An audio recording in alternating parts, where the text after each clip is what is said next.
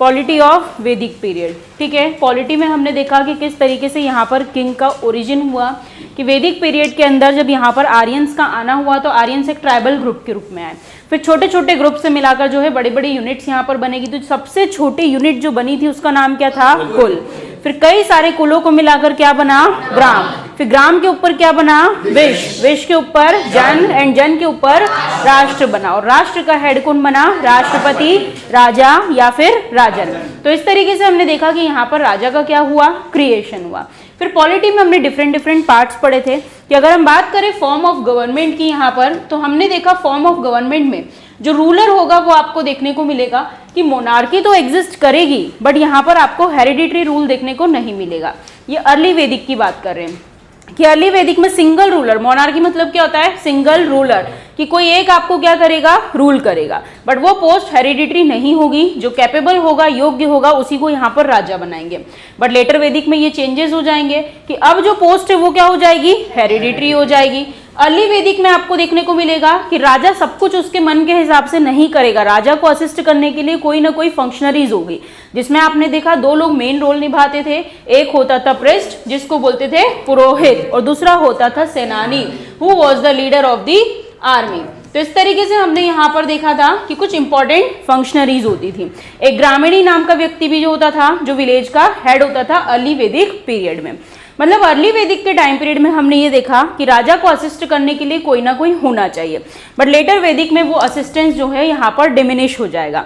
कैसे? कि अब हम देखेंगे कि राजा खुद को सुप्रीम साबित करने की कोशिश करेगा। वो बोलेगा मैं ही सब कुछ हूँ, मुझे किसी के असिस्टेंस की जरूरत नहीं है। बट चूंकि उसको अपना फंक्शन, अपने पावर्स को यहाँ पर स्ट्रॉन्ग करना है, स्ट्रेंथन करना है, तो वो कैसे करेगा? तो उसके लिए वो डिफरेंट यज्ञ या फिर यज्ञों को क्या करेगा? परफॉर्म करेगा। और वो यज्ञ परफॉर्म करने के लिए उसको किसकी जरूरत पड़ेगी? ब्राह्मण्स की। इसलिए आपको देखने को मिलेगा कि लेटर वैदिक पीरियड में यहाँ पर ब्राह्मण्स का जो भी इंपॉर्टेंस है वो क्या हो जाएगा? बढ़ जाएगा। तो ये हमने फर्स्ट पॉइंट कवर किया था, that was form of government. फिर उसके बाद हमने देखा एडमिनिस्ट्रेटिव यूनिट्स की अलग अलग यूनिट्स, कुल से बाद ग्राम बना, एटसेट्रा एटसेट्रा। फिर इस साइड पे देखें तो लेटर वैदिक में मतलब ही चेंज हो जाएगा। जन जो है वो चेंज हो जाएगा किससे? टेरिटरी से या फिर जनपद से। तो अब यहाँ पर जन का मतलब हो जाएगा टेरिटरी की, आपको अपना ज्यादा से ज्यादा एरिया एक्सपांशन करना है।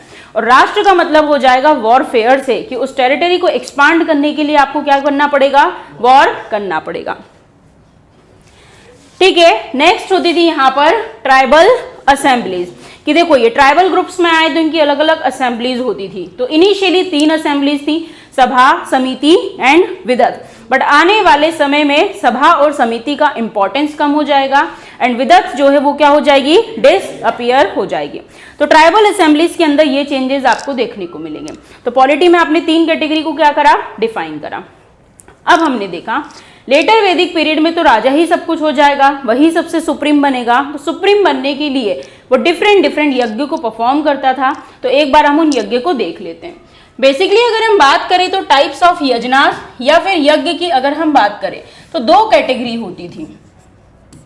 पहली होती थी आपकी यहाँ पर लघु यज्ञ और दूसरी यहाँ पर होती थी महायज्ञ।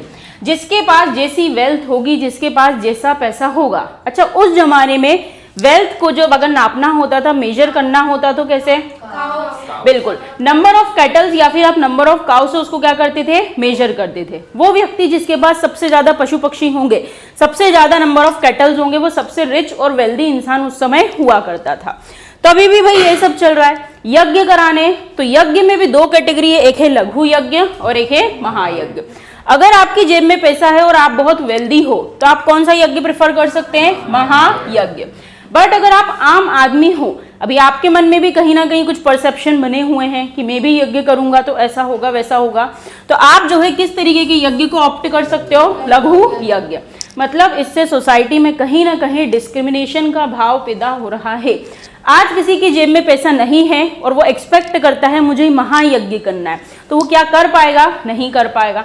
मतलब कहीं ना कहीं उसके मन में एक पिछड़ा हुआ भाव आ रहा है, हीनता का भाव आ रहा है। तो यज्ञ की 2 कैटेगरी होती थी। बट अगर हम बात करें महायज्ञ की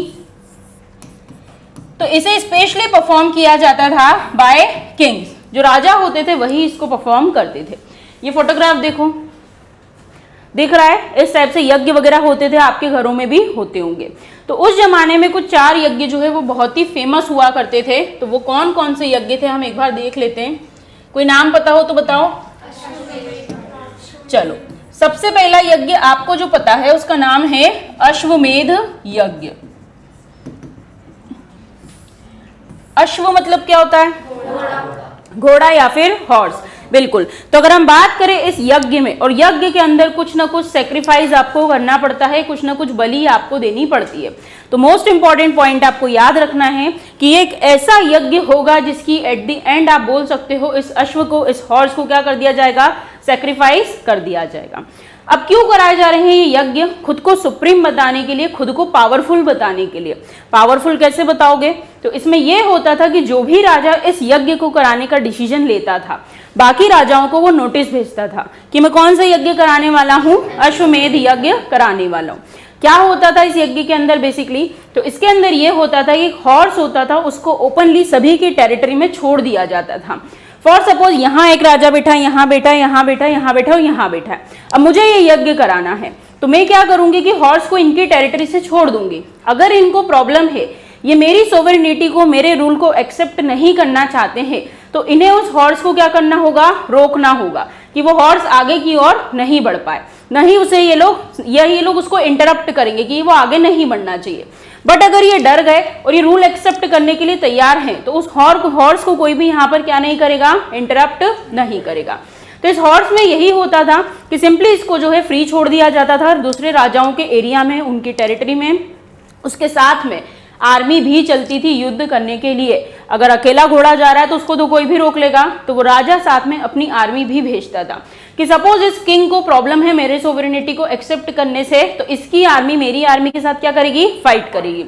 जो भी जीता, अगर ये राजा जीत गया तो वो आगे की ओर क्या करेगा? मूव ऑन करेगा। और जितने राजाओं के टेरिटरी से, एरिया से वो हॉर्स निकल गया, मतलब उन सब राजाओं ने मिलकर क्या एक्सेप्ट कर लिया है? इस रूलर की सोवरेनिटी को, उसके रूल को एक्सेप्ट कर लिया है कि आप ही सब कुछ हो और हम क्या हैं? आपके अंडर में। तो इस तरीके से इससे होता था टेरिटरी का एक्सपांशन। जिस राजा की सबसे ज्यादा टेरिटरी, वो उतना ज्यादा पावरफुल, उसका क्षेत्र उतना ज्यादा फैल गया। एंड एट द एंड इस हॉर्स को क्या कर देते थे? सेक्रीफाइस कर देते थे, बलि चढ़ा दी जाती थी। तो इस तरीके के यज्ञों का प्रयोग किया जाता था खुद के एरिया के एक्सपांशन के लिए। आपने देखा अर्ली वैदिक पीरियड में राजा को एरिया से मतलब नहीं था, उसका फोकस होता था काउस पे या फिर कैटल्स पे। बट आने वाले समय में उसका फोकस कहाँ हो गया? टेरिटरी पे। तो पहला यज्ञ आपने कौन सा समझा? अश्वमेध यज्ञ। और कोई दूसरा नाम बताओ।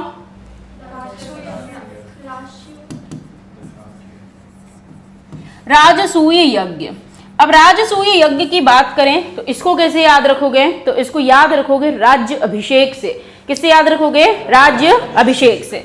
सो राजसूय यज्ञ क्या होता था? ये रिलेटेड टू होता था राज्य अभिषेक, या उसी को इंग्लिश में बोलते हैं कोरोनेशन।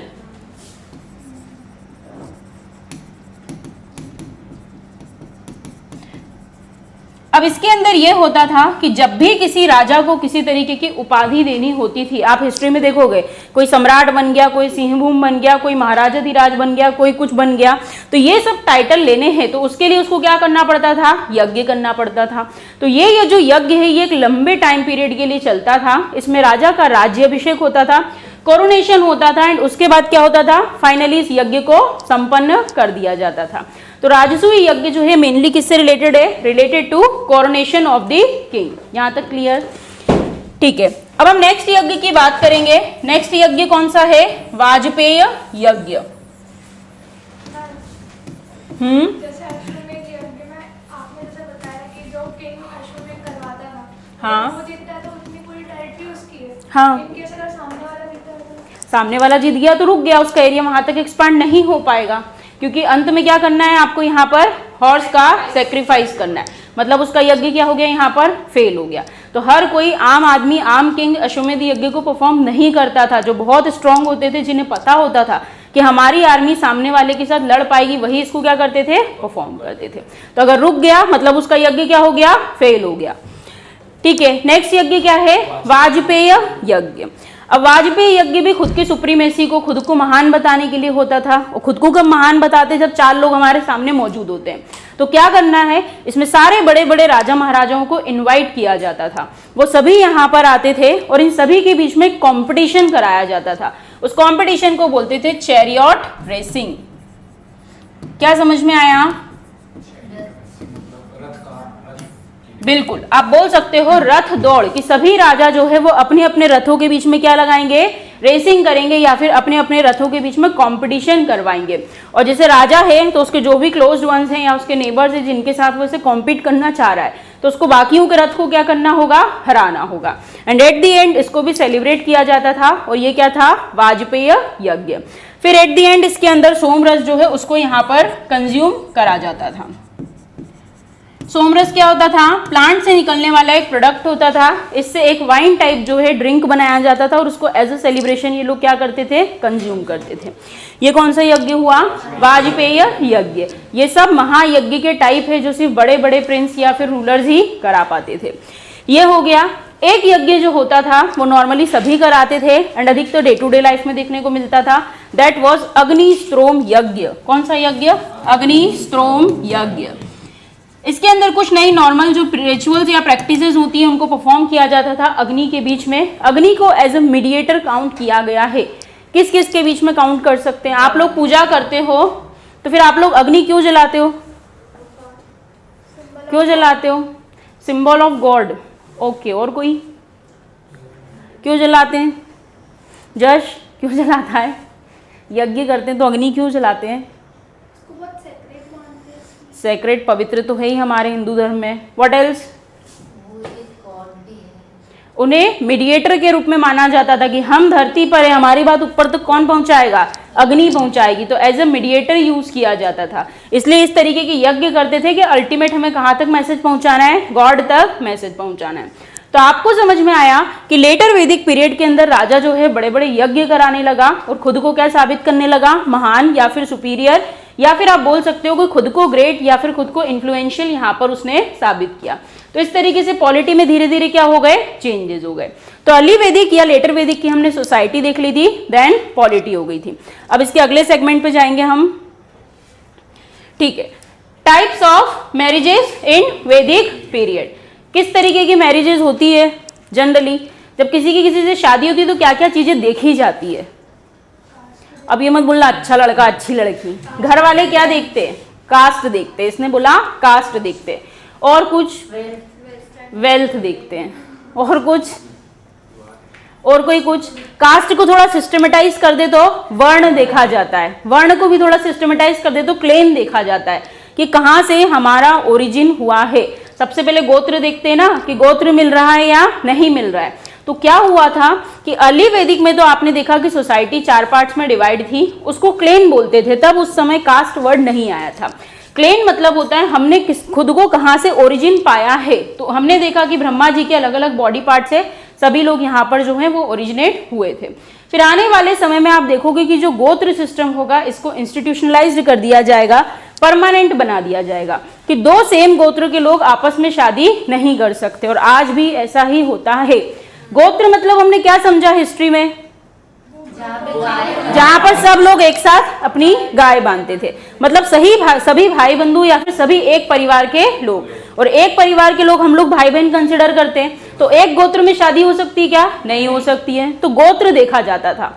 अदर देन गोत्र अगर हम बात करें तो वर्ण भी देखे जाते थे। तो टाइप्स ऑफ मैरिजेस में अगर हम देखें तो कुछ मैरिजेस बेस्ड होती थी ऑन द बेसिस ऑफ वर्ण सिस्टम। तो वर्ण सिस्टम में आपको 2 कैटेगरी देखने को मिलेगी। फर्स्ट वन हमने कल डिस्कस किया था, दैट वाज अनुलोम विवाह। क्या बोलते हैं इसको, अनुलोम विवाह। अनुलोम विवाह का सीधा सा मतलब है, जल्दी बताओ क्या, higher caste boy and lower caste girl. And second इसका अपोजिट होता था जिसको क्या बोलते थे, प्रतिलोम विवाह। क्या होता है प्रतिलोम विवाह में, yes, girl higher caste and boy क्या हो जाएगा, लोअर कास्ट। तो ये वर्ण के बेसिस पे जो मैरिजेस होती थी उसमें 2 टाइप थे, क्या है, अनुलोम एंड प्रतिलोम। तो ये वर्ण देखते थे। वर्ण के बाद कुछ और चीजें होती थी, जिसकी जैसी इच्छा, जो जैसी शादी करना चाहता है। आज कुछ लोग अरेंज मैरिज करते हैं, कुछ लोग लव मैरिज करते हैं, कई कई ट्राइब्स में परचेस करके लड़कियों को लाया जाता है। तो ये अलग अलग टाइप्स ऑफ मैरिजेस तब भी एग्जिस्ट करते थे और आज भी एग्जिस्ट करते हैं। क्यों? जब शादियां होती है तो हम नहीं बोलते हमारे यहाँ ऐसा होता है, हमारे यहाँ ऐसा होता है, तो वो हमारे यहाँ क्या है, टाइप्स है, किसके यहाँ किस तरीके की मैरिज जो है वो प्रिविलेंट है। तो नेक्स्ट हम देखेंगे बेस्ड ऑन मैरिज टाइप। तो फर्स्ट ऑफ ऑल हमने देखा ब्रह्म विवाह। ब्रह्म मतलब हम यहाँ पर बात कर रहे हैं एक नॉर्मल शादी की। नॉर्मल शादी इन द सेंस, नॉर्मल शादी में क्या होता है कि आप किसी को बुलाते हो, सब चीजें मैच करते हो, आपको सब बढ़िया लगता है, सारे विधि विधान से रिचुअल्स के साथ आपने क्या कर दी, उसकी शादी कर दी। और शादी करने के बाद अंत में कन्या को क्या दे देते हैं, दहेज, दान दे देते हैं या फिर दहेज दे देते हैं। थैंक गॉड भीख नहीं बोला, ठीक है, दहेज दे देते, डाउरी दे देते। तो एक नॉर्मल मैरिज जिसमें सारे रिचुअल, सारे राइट्स का ध्यान रखा गया है, सब कुछ सुटेबल है, वैदिक रीति रिवाज से हो रहा है और एट द एंड आप उसको एज अ गिफ्ट क्या दे रहे हो, डाउरी दे रहे हो। तो इस तरीके की मैरिज को क्या बोलते हैं, ब्रह्म मैरिज। नॉर्मली आज की डेट में जो आप देखते हो वो यही मैरिज होती है, ठीक है। इसके अलावा कुछ अदर मैरिजेस होती थी लाइक देव विवाह। अब देव विवाह की अगर हम बात करें तो शादी कराने के लिए सबसे इंपॉर्टेंट किसकी जरूरत पड़ती है, पंडित की जरूरत पड़ती है।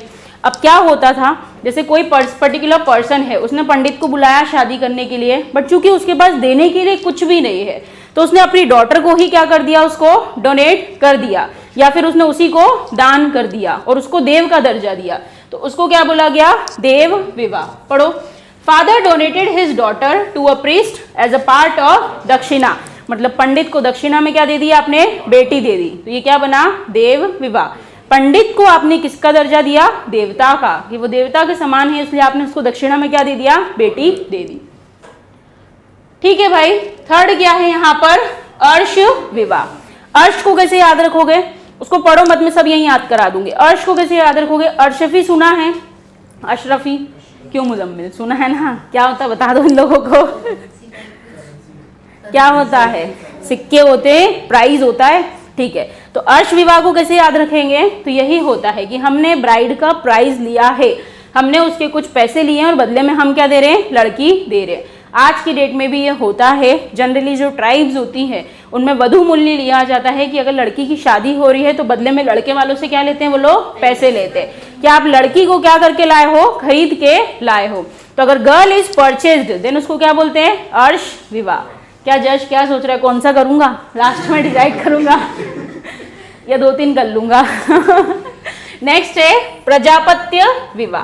प्रजापत्य विवाह एक नॉर्मल विवाह होता था but it was without dowry. बस इतना से याद रखना है, किसके अंदर दहेज का कोई भी सिस्टम नहीं होगा, नॉर्मल होगा। नेक्स्ट है आपका गंधर्व विवाह, most prevalent, most famous, everybody knows, love marriage. उस जमाने में भी कन्याओं को अपनी इच्छा से शादी करने की मर्जी थी, तो यहाँ पर क्या बोलते हैं इसको, गंधर्व विवाह। नेक्स्ट क्या है, असुर विवाह।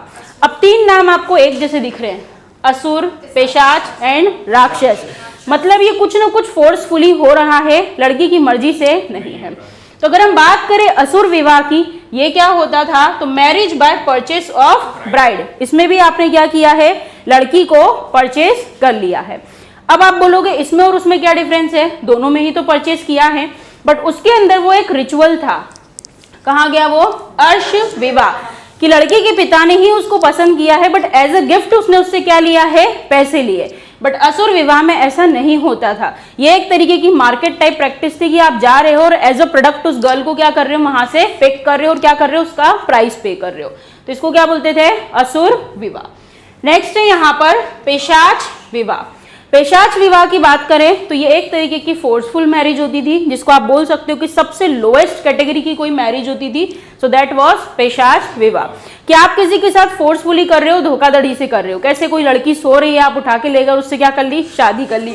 उसको कुछ ऐसा ड्रिंक मिला के दे दिया कि वो बेहोश हो गई और उससे क्या कर ली, शादी कर ली। तो इसको भी क्या बोलते हैं हम, पेशाच विवाह, की पेशाच जैसी हरकतें कर रहे हो आप लोग, ठीक है। लास्ट क्या है, राक्षस विवाह।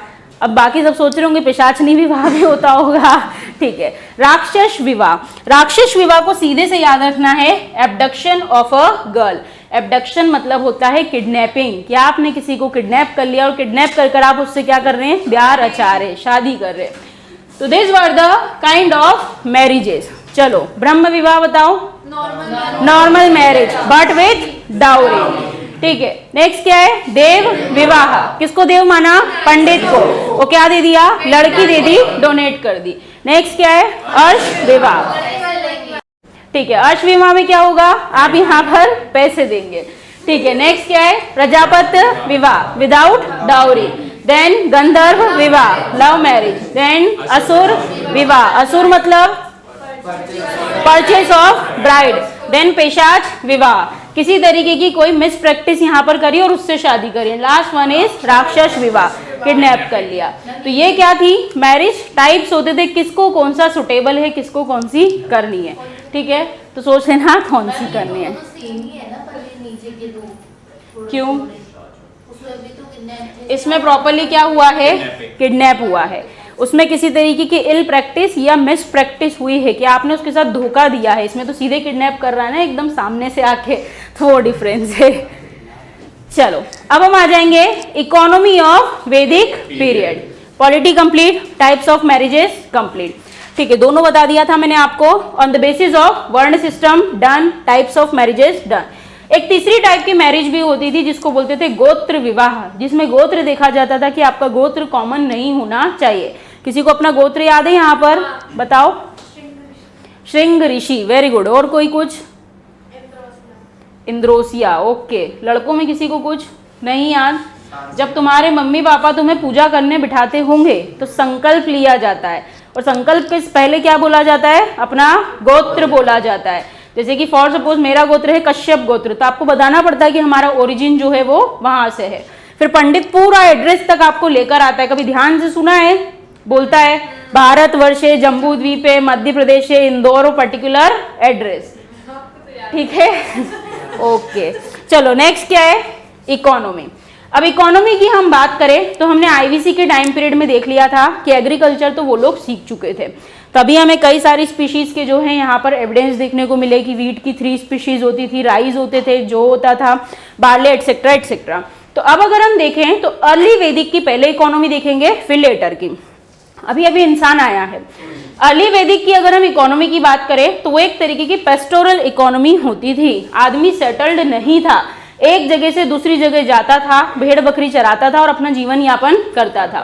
तो अर्ली वैदिक की जो इकोनॉमी थी वो थी पेस्टोरल इकोनॉमी, जो कि बेसिकली आपके कैटल्स या फिर एनिमल पे बेस्ड होती थी। कि आपको प्रॉपर सेटल्ड एग्रीकल्चर नहीं आता है। इस समय तक भी आयरन का यूज स्टार्ट नहीं हुआ था, ऑल्दो वो लोग आयरन से अवेयर हो गए थे, बट लेटर वैदिक के अंदर वो आयरन के हल वगैरह बनाना स्टार्ट करेंगे जब यहाँ पर स्टार्ट होगा। तो अर्ली वैदिक में इन लोगों का एक ही चीज थी most important, that was pastoral economy. Pastoral economy को कैसे समझोगे, कैटल रियरिंग। और कैटल रियरिंग को कैसे समझोगे, भेड़ बकरी चराना, यही कामकाज है इनका। ठीक है, भेड़ बकरी पाल रखी है, उससे जो मिल्क आया उसको यूज कर लिया, शिप पाल रखी है, उससे कोई वूल आया उसको यूज कर लिया, और इसी से इनका पूरा कामकाज चल रहा है, उसी को बेच रहे हैं, उसी को एक्सचेंज कर रहे हैं। तो देखो अगर हम बात करें अर्ली वैदिक पीरियड में तो पूरा की पूरी चीजें जो है वो काऊ के अराउंड यहाँ पर घूमती रहती थी। जैसे कि जो रिच पर्सन होता था उसको बोलते थे गोमत। क्या बोलते थे, गोमत। इसीलिए वैदिक पीरियड में गोमत वर्ड राजा के लिए भी यूज किया गया है, याद रखना। फूड ग्रेन्स जो होते थे उनको बोलते थे गोधूम। क्या बोलते थे, गोधूम। गोधूम शब्द जो है स्पेशली वीट के लिए भी यहाँ पर नोटिस किया गया है, तो आपको याद रखना। वॉर को बोलते थे गविष्टि। इनिशियली जो वॉर्स होते थे, लड़ाइयाँ होती थी, वो एक दूसरे की बैल बकरी को खींचने के लिए होती थी, छीनने के लिए होती थी। तो अगर काऊ के लिए आप बैटल लड़ रहे हो या कैटल्स के लिए तो उसको क्या बोलते हैं, गविष्टि, कि आपकी लड़ाई इसलिए हो रही है। फिर डॉटर को बोलते थे दुहित्री। फिर गेस्ट को बोलते थे गोघना। फिर यहाँ पर टाइम को बोलते थे गोधूली। तो सब कुछ किसके इर्द गिर्द घूमता था, काऊ के इर्द गिर्द घूमता था। ये किस समय की बात है, अर्ली वैदिक पीरियड की बात है। तो ये तो इस समय का हो गया। अब कुछ और फीचर्स देख लेते हैं। तो फर्स्ट ऑफ ऑल अगर हम बात करें इकोनॉमी की, अब आप सारे डिफरेंसेस बनाएंगे कि इकोनॉमी की अगर हम बात करें तो अर्ली वैदिक की जो इकोनॉमी है वो किस चीज पे बेस्ड थी, पेस्टोरल इकोनॉमी, कि भेड़ बकरी चरा के वो लोग खुश रहते थे। बट आने वाले समय में ये चीजें चेंज हो गई। अब ये लोग प्रॉपर क्या करने लगे, तो इकोनॉमी इनकी चेंज हो गई एग्रीकल्चरल इकोनॉमी में, कि अब ये लोग जो है प्रॉपरली एक जगह सेटल हो गए और सेटल होकर एग्रीकल्चर करने लगे। तो यहाँ पर ये चीज थी। उसके अलावा अगर हम बात करें इकोनॉमी में और, तो अब जो है आपको यहाँ पर मर्चेंट्स के प्रॉपर ग्रुप देखने को मिलेंगे। मर्चेंट्स मतलब व्यापारी, बिजनेसमैन, उनके प्रॉपर ग्रुप्स बनेंगे जिसको नाम दिया जाता था श्रेष्ठीन्स। क्या बोलते थे? श्रेष्ठीन, सृष्टिज नहीं, श्रेष्ठीन। ठीक है, क्या था ये? Group of merchants. चलो भाई, ये तो हो गया इकोनॉमी के बारे में कि इकोनॉमी का ट्रांसफॉर्मेशन जो है वो कैसे हुआ। इकोनॉमी में अगर हम बात करें तो जो सबसे रिच पर्सन है उसको कैसे काउंट करते थे? नंबर ऑफ कैटल से। ठीक है, तो इकोनॉमी में आप ये एक्सप्लेन करेंगे अर्ली और लेटर में। फिर आ जाते हैं ट्रेड एंड कॉमर्स। क्या समझते हो ट्रेड एंड कॉमर्स?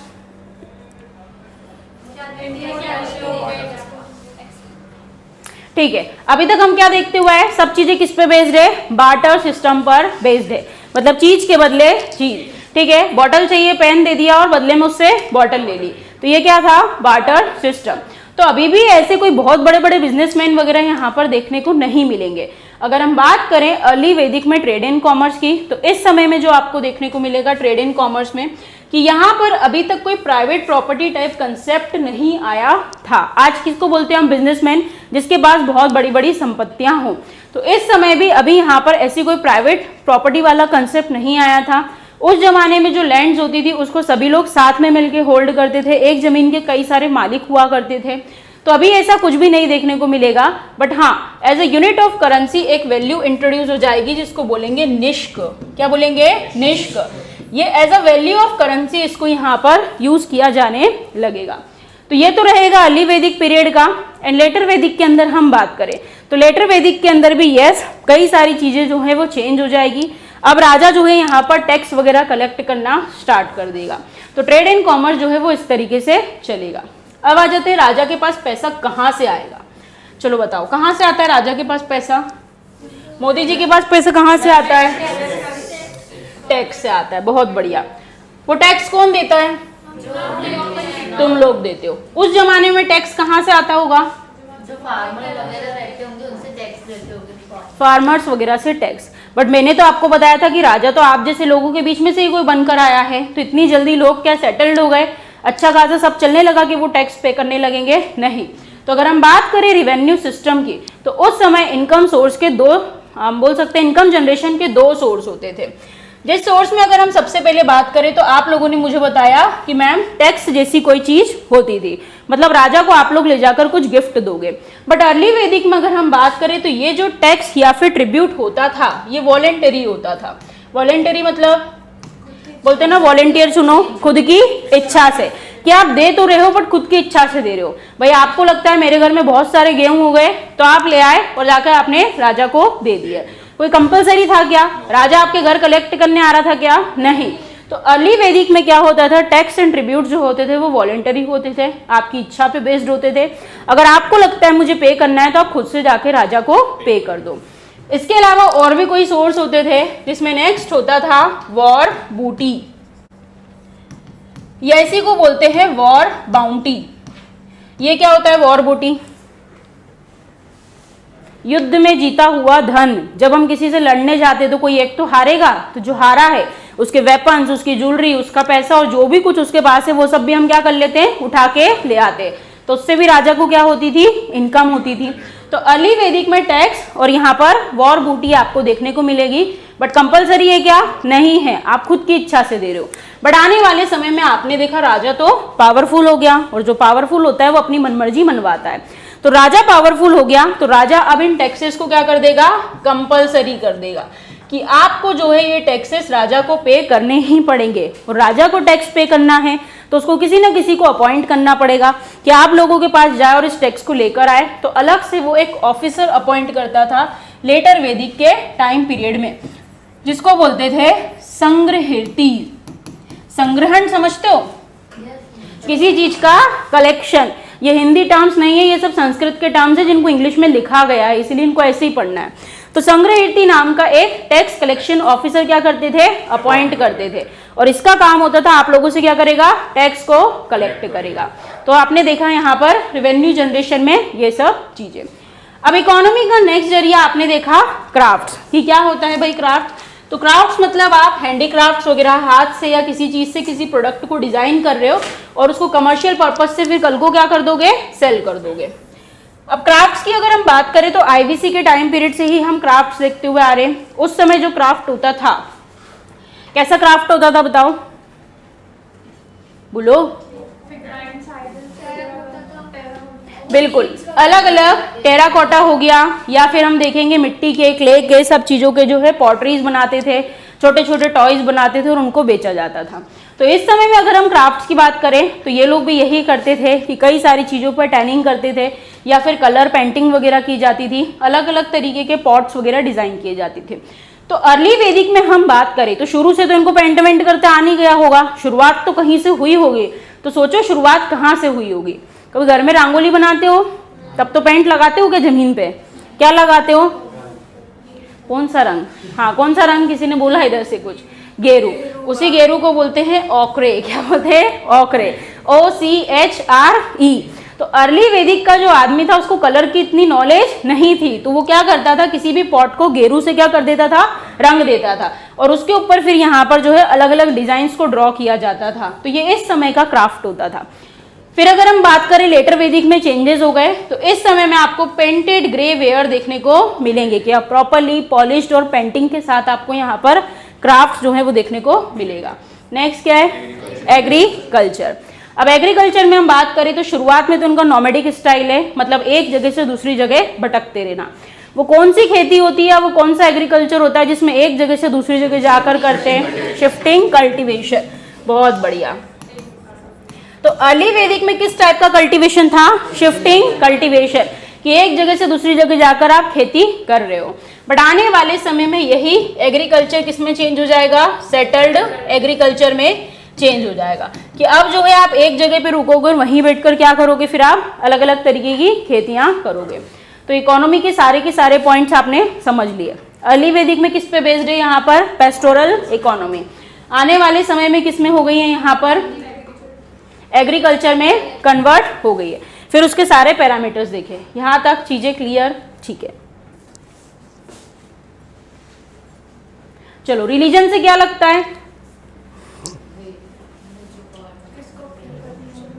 किसको मानते होंगे, किसकी पूजा करते होंगे, किसको पूजा करते होंगे, नेचर को ही वर्शिप। नेचर में क्या क्या आता है, देखो आईवीसी के टाइम पीरियड से हम देखते हुए आए कि जब हम प्रकृति की पूजा करते हैं, मतलब हमारे सामने भगवान की कोई मूर्ति नहीं है, आज भी हमारे यहाँ होती है। जैसे हम चांद की पूजा करते हैं, सूर्य देवता की पूजा करते हैं, नदियों की पूजा करते हैं, अग्नि की पूजा करते हैं, वायु की पूजा करते हैं। तो इस तरीके से जो भी चीजें यहाँ पर नेचर को रन कर रही हैं, उन्हीं की अर्ली वैदिक में क्या की जाती थी, पूजा की जाती थी। बट यहाँ पर उनको अलग अलग नाम दे दिए गए थे। धीरे धीरे आपको देखने को मिलेगा कि यहाँ पर जो भगवान है वो चेंज होते जाएंगे। तो एक बार देख लेते हैं हम इनको, कि नेचर ऑफ वर्शिप की बात करें तो अभी यहाँ पर मंदिर कंसेप्ट नहीं आया। तो अर्ली वैदिक में क्या देखने को मिलेगा, नो टेम्पल और आइडल वर्शिप। किसकी पूजा करेंगे, जो भी नेचर में अवेलेबल है, ट्री हो गया या फिर एनिमल हो गया। तो दे प्रैक्टिस प्रिमिटिव एनिमिज्म, यहाँ पर जो भी जानवर मिलते थे उनकी क्या की जाती थी, पूजा की जाती थी। बट लेटर वैदिक में आइडेंटिटी आपको थोड़ी थोड़ी दिखने लगेगी, कुछ भगवानों की यहाँ मूर्तियां बननी स्टार्ट हो जाएगी। देन सेक्रीफाइसेस जो है वो इंपॉर्टेंट हो जाएंगे, अलग अलग यज्ञ वगैरह होने लगेंगे। नेक्स्ट अगर हम बात करें मेल गॉड, तो सबको अलग अलग काम दिया गया है। जैसे इंद्र भगवान, तो इंद्र भगवान को कब याद करते हैं हम, जब बारिश लानी होती है, ये एक्सेसिव बारिश होती है तब भी उन्हीं को पूजा जाता है। तो इंद्र को क्या बोला गया है, गॉड ऑफ थंडर, मतलब तूफान, या फिर बोल सकते हो rainfall. Then Agni, god of fire, mediator है ह्यूमन और गॉड के बीच में। Then Varuna, god of water हो गया। Then Soma, god of plants. मैंने आपको बताया सोम ट्री जो है वो हमारे यहाँ कौन सी पीक पर, हेमवंत में थी, मुझवंत, वहां पर इस ट्री से जो है इस बाय प्रोडक्ट को लेकर आते थे और सोमरस को बनाया जाता था। Then Yama, Yamraj, god of death हो गया। Pushan, most important. अब इतने एनिमल्स की क्या हो रही है, यहाँ पर प्रीचिंग हो रही है, उनकी पूजा हो रही है, तो उनके लिए भी एक अलग से भगवान बनाए गए थे जिसको क्या बोलते थे, पूषण। तो Pushan was the God of animals और कैटल्स। बट आने वाले समय में यही भगवान जो है वो शूद्रों के भगवान बन जाएंगे, आपको याद रखना है। नेक्स्ट क्या है, विष्णु, बिनोवलेंट गॉड, मतलब सबसे दयालु भगवान इन्हीं को माना गया। बट अभी इनकी इंपॉर्टेंस ज्यादा नहीं है, क्या है, कम है, पर आने वाले समय में इनकी इंपॉर्टेंस बढ़ जाएगी। फिर अर्ली वैदिक में मारुत होते थे जिन्हें गॉड ऑफ स्टॉर्म बोला जाता था, तूफानों का देवता। देन अश्विन होते थे twin god of war and fertility. Later में चीजें चेंज हो जाएगी, अब जो है इंद्र और अग्नि का इंपॉर्टेंस जो है यहाँ पर कम हो जाएगा, एंड विष्णु एंड रुद्र ये क्या बन जाएंगे, मोस्ट प्रोमिनेंट, ठीक है, मतलब प्रोटेक्टर और डिस्ट्रॉयर, उनका यहाँ पर इंपॉर्टेंस बढ़ जाएगा। ये मैंने आपको बता दिया है। पूषण जो है वो किनके देवता बन जाएंगे, शूद्रों के देवता बन जाएंगे। तो रिलीजन में जो है इस तरीके से यहाँ चेंजेस देखने को मिलेंगे। फीमेल गॉड्स का भी डिस्कशन देखने को मिलेगा, जैसे सावित्री जो है उनको सोलर डीटी बोला जाएगा। बोला था ना हमें कि किसमें देखा गया है, थर्ड मंडल ऑफ ऋग्वेद, जिसके अंदर क्या बताया गया है, गायत्री मंत्र, जो इन्हीं को समर्पित है। ठीक है, नेक्स्ट कौन है, Aditi. Aditi goddess of eternity, आप इनको बोल सकते हो कि सब अच्छा हो उससे रिलेटेड इन्हें गॉडेस ऑफ इटर्निटी बोला गया है। देन पृथ्वी अर्थ गॉडेस हो गया, देन निरी goddess of death and Usha goddess of down. मतलब मेल और फीमेल हर तरीके से यहाँ पर अलग अलग डिटीज की क्या की जा रही है, पूजा की जा रही है। डिटीज मतलब देवी देवता की। मोस्ट फेमस देवी देवता जो उस समय हो गए थे वो कौन थे, एक बार देख लो, इंद्र, अग्नि, वरुण एंड वायु। तो ये हमने क्या कंप्लीट किया, रिलीजन।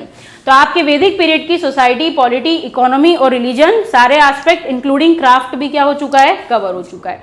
अब इसके आगे का कल करेंगे।